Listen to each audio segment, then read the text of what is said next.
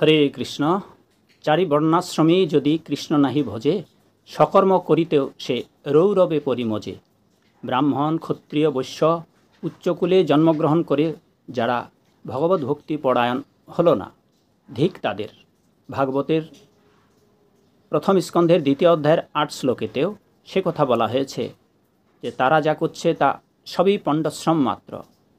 তদুপরি পরন্তু শিব ঠাকুর দেবী পার্বতীকে বলেছেন, এই কলিকালে ভগবত ভক্তি পরায়ণ শূদ্রগণ ধন্যতম। তারা ইহকালে সুখভোগ এবং পরকালে সনাতন বিষ্ণুপদ প্রাপ্ত করেন।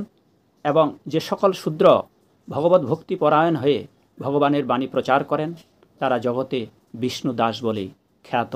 দেব সকলেই ভক্তি ভাবনায় ভাবিত হয়ে ভগবানের আরাধনা করুন, শূদ্রেরাও আরাধনা করুন। তাতে এই কলিকালে আপনারাই সবচেয়ে ধন্যাতি ধন্য হবেন।